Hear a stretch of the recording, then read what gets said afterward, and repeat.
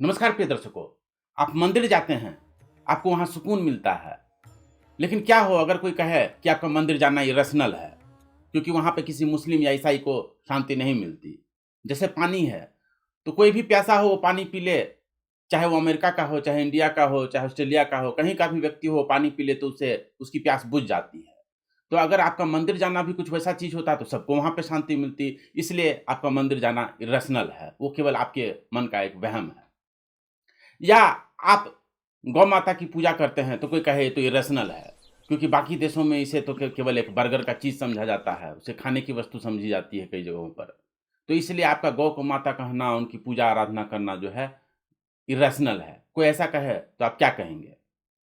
दरअसल ये सारे सवाल एक भ्रांति से आते हैं कि रैशनैलिटी भी कोई एक ऐसी चीज़ होती है जो सारी दुनिया में एक समान रूप से एक समान समझी जाती है। आज के इस एपिसोड में हम उन शोधों की चर्चा करेंगे जो बताते हैं कि रैशनैलिटी भी कोई एक सार्वभौम यूनिवर्सल चीज़ नहीं है और एक जगह पे जिसे रैशनल कहा जाता है, हो सकता है दूसरे जगह पे उसे इरेशनल भी कहा जाता हो। तो इस विषय में 2010 में दुनिया के एक बहुप्रतिष्ठित journal behavioural and brain sciences में एक ऐसी लेख छपी जिसने सारी दुनिया में तहलका मचा दिया।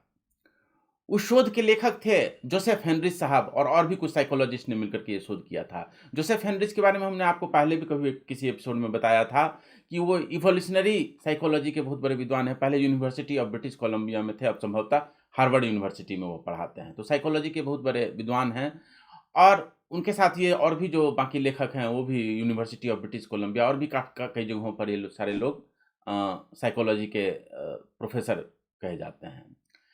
तो इस शोध में उन्होंने बताया कि दुनिया में जो अधिकांश शोध किए जाते हैं मनोविज्ञान से संबंधित, वो वियर्ड लोगों पर किए जाते हैं। वियर्ड उन्होंने यह टर्म दिया था और भी कई सारे विद्वानों ने इसका प्रयोग किया है। पता नहीं ओरिजिनल रूप से इस टर्म को किसने कॉइन किया था। लेकिन ये जो वियर्ड शब्द होता है, उसका वो नॉर्मल वाला अर्थ नहीं होता है कि विचित्र वाला, वो नहीं। वियर्ड का यहाँ पे फुल फॉर्म उन्होंने बताया है वेस्टर्न, एजुकेटेड, इंडस्ट्रियलाइज्ड, रिच और डेमोक्रेटिक। जो इस डेमोग्राफी से इस तरह की सोच वाले जो लोग होते हैं, ऐसे लोगों पे कुछ शोध किया जाता है और उसको जनरलाइज़ कर दिया जाता है। तो ये तो सही बात नहीं है ना, आप कुछ विशेष लोगों पे शोध करके और उसके बारे में उसके आधार पर पूरे मानवता के बारे में यह नहीं कह सकते हैं कि लोग ऐसे ही होंगे। मैं अफ्रीका के 10 लोगों पे शोध करके और पूरे भारत के मनोविज्ञान पर जो है कंक्लूज़न नहीं निकाल सकता।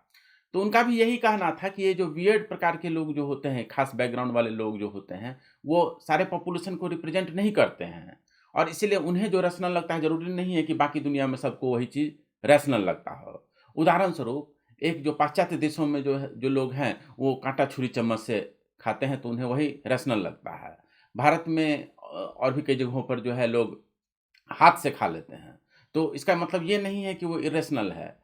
इस विषय में अगर आप विशेष जानना चाहें तो इंस्टाग्राम पे एक बहुत बड़े अ, सोशल मीडिया इन्फ्लुएंसर हैं जिनका कि नाम है एरियफ योंग साहब। वो मलेशिया से हैं और वो इसी तरह के वीडियो बनाते रहते हैं कि कैसे यूके के एक विलियम साहब हैं जो इस तरह के वीडियो बनाते रहते हैं कि बर्गर को कैसे काँटा छुरी चम्मच से खाया जाए और एशियन लोग जो है कैसे उसको इरेशनल समझते हैं और वो लोग हाथ से खा कर के भी अपने आप को रैशनल समझते हैं। इस पर जो है उनके कई सारे वीडियो होंगे इंस्टाग्राम पे, वो आप देख सकते हैं। उदाहरण के लिए मैं एक वीडियो आपको यहाँ पे दिखा रहा हूँ।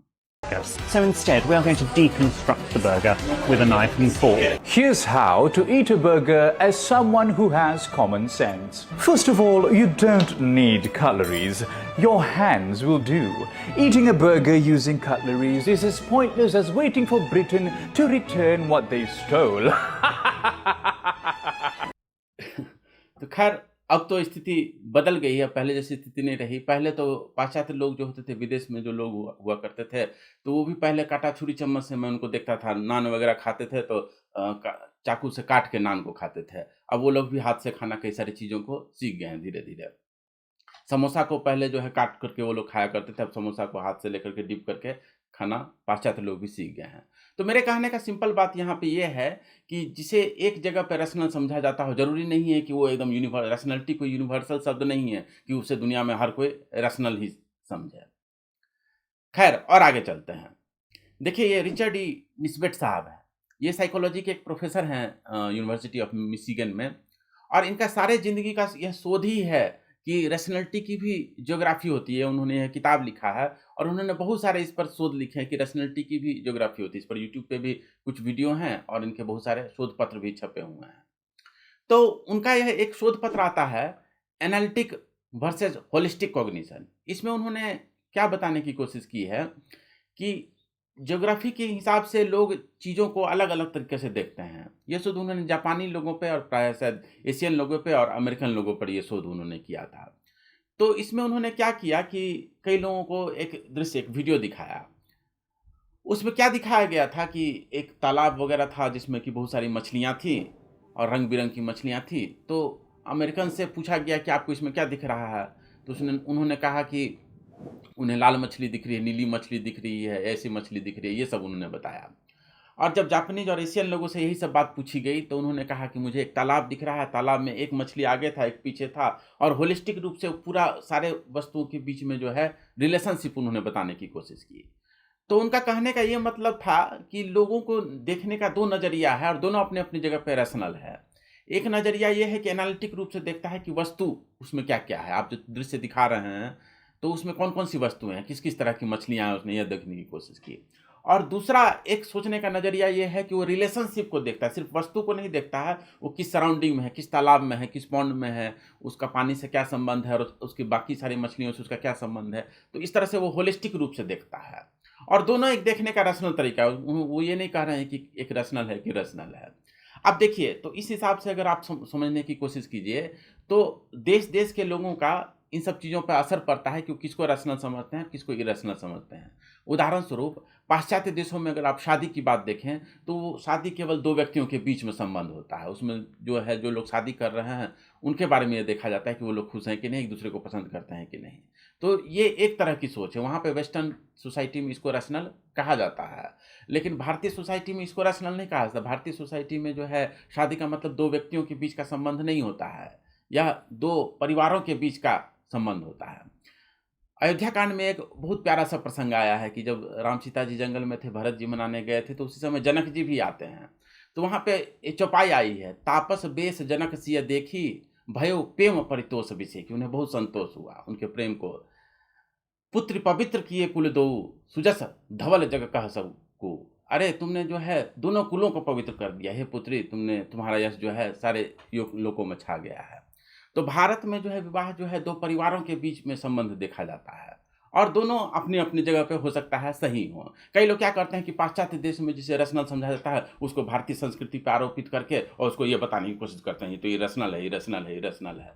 नहीं, एक जगह पे जो रैशनल समझा जाए, ज़रूरी नहीं है कि सारी दुनिया में उसको रैशनल समझा जाए तभी हम वो चीज़ करेंगे, नहीं तो नहीं करेंगे। ये एक भ्रांत अवधारणा है, जो कि मॉडर्न साइंस से बिल्कुल सिद्ध नहीं होता है। मॉडर्न साइंस यही कहती है कि रैशनैलिटी भी लोकेशन पे और ज्योग्राफी पे कई बार डिपेंड करती है। इसी विषय में मैं एक और शोध की ओर आपका ध्यान आकृष्ट कराना चाहूँ। ये जिनक्युंग ना साहब हैं। देखिए, ये भी एक साइकोलॉजिस्ट हैं और ये साउथ कोरिया के सोगोंग यूनिवर्सिटी में संभवतः प्रोफेसर हैं साइकोलॉजी के। और आपको जान के हैरानी होगी कि ये भी यूनिवर्सिटी ऑफ मिशिगन से इन्होंने पीएचडी किया था और संभवतः इन्होंने भी रिचर्ड निस्बेट साहब, अभी जिनके बारे में मैं बता रहा था, उनके साथ बैठ कर के इन्होंने बहुत सारे शोध किए थे। तो ये जो है 2010 का उनका एक बड़ा प्यारा सा रिसर्च पेपर मुझे मिला।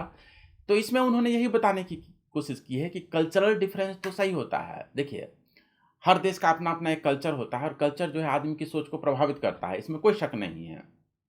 लेकिन पूरे के पूरे कल्चर को जो है आप ऐसे कह दें कि उस कल्चर को मानने वाले जितने लोग हैं, सब पे एक इस तरह का कोई खास लेबल लगा दें कि वो सब के सब इरैशनल है, तो यह उचित नहीं है।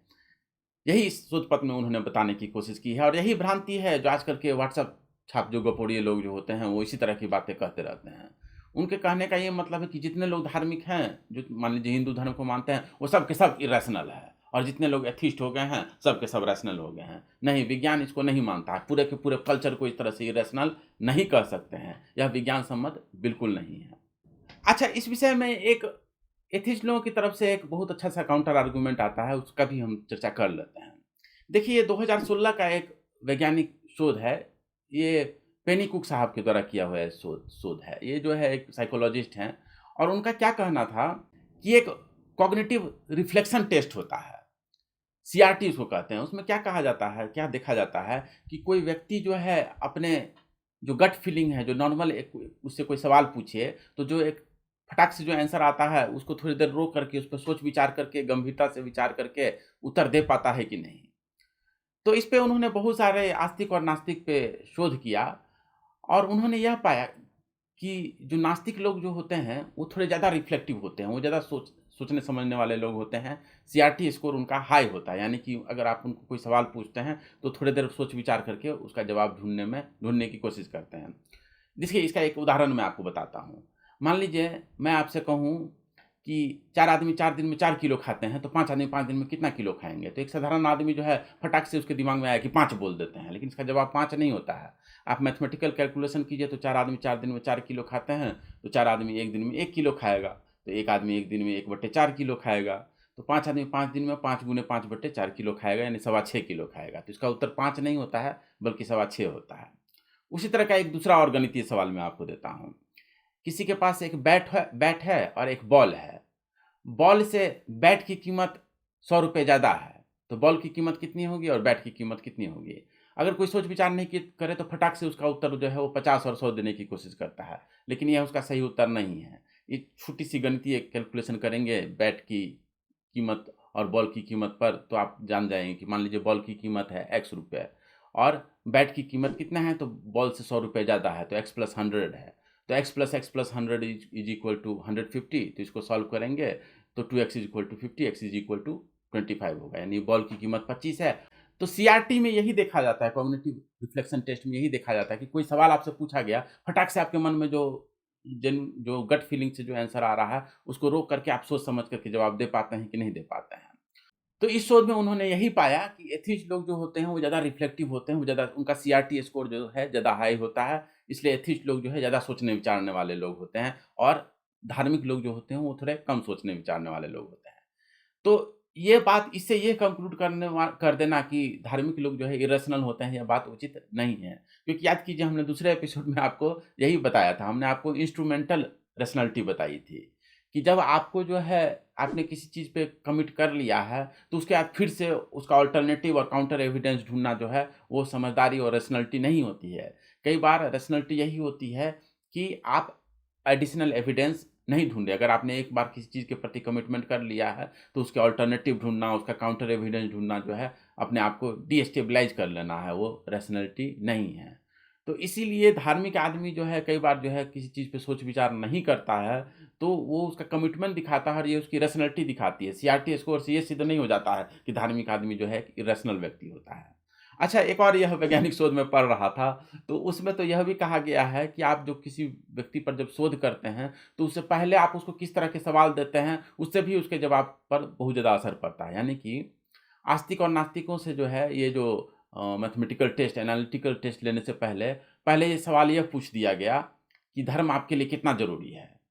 और आप जो है धार्मिक कर्मकांड या पूजा पाठ में कितना रुचि रखते हैं, आपके जीवन में इसका कितना महत्व है? तो धर्म से संबंधित उसके सवाल पूछ दिए गए और तब जो है एनालिटिकल क्वेश्चन दिया गया और किसी से पहले एनालिटिकल क्वेश्चन पहले करवा दिया गया और बाद में धर्म के विषय में पूछा गया कि धर्म को आप कितना महत्व देते हैं। तो दोनों स्कोर जो है डिफरेंट आया है। जब पहले एनालिटिकल टेस्ट करवा लिया गया तो धार्मिक जो है स्कोर कम आने लगा। तो इसका मतलब ये होता है कि आपने किस परिस्थिति में उस व्यक्ति से सवाल किया है, किस परिस्थिति में टेस्ट लिया है और किस परिस्थिति में एक्सपेरिमेंट डिज़ाइन किया है, उस पे भी बहुत कुछ निर्भर करता है। आदमी का ब्रेन कई बार धोखा खा जाता है। तो इसलिए इन सब रिसर्च से ये कॉन्क्लूसिवली सिद्ध नहीं होता है कि धार्मिक आदमी इरेशनल हो जाता है और जो एथिस्ट वगैरह होते हैं वो सब सार्वभौम रूप से रैशनल होते हैं। ये तर्क उचित नहीं है। तो आज के एपिसोड में हमने देखा कि कैसे कोई चीज़ एक जगह पे रैशनल होती हो तो हो सकता है वो दूसरे जगह पे इरेशनल भी हो सकती है और रैशनैलिटी भी कोई यूनिवर्सल चीज़ नहीं है, यह भी ज्योग्राफी पे डिपेंड करती है। आप बताइए, कोई व्यक्ति जो आपसे कहता है कि नहीं, गाय को आप तभी मानिए जब सारी दुनिया में उसको रैशनल माना जाता हो, या मंदिर में तभी जाइए जब सारी दुनिया के व्यक्ति को वहाँ पे शांति मिलती हो, सारे धर्म वाले को मिलती हो, और नहीं तो वो इरेशनल है, तो यह खुद अपने आप में एक इरेशनल सोच है जो वैज्ञानिक सोच से सिद्ध नहीं होता। आज के बाद आपके धार्मिक मान्यताओं पे, आपके कर्मकांड, पूजा-पाठ पे जो है कोई इस प्रकार के तर्क करे, तो आप उसको जो है व्याख्या देने नहीं चले जाइए उसको, बल्कि आप उसे पूछिए कि आपको ये अंधविश्वास किसने थमा दिया कि रैशनैलिटी कोई यूनिवर्सल चीज़ है और सारी ज्योग्राफी में उसे समान रूप से रैशनल माना जाता है। ये अंधविश्वास आपको किसने थमा दिया? प्रिय दर्शकों, धार्मिक रैशनैलिटी श्रृंखला में हमारे साथ बने रहिए, क्योंकि इस श्रृंखला में जो है हम लोग अनेक अनेक आयामों से धार्मिक रैशनैलिटी की चर्चा करेंगे। साथ पर बने रहने के लिए आपका बहुत बहुत धन्यवाद।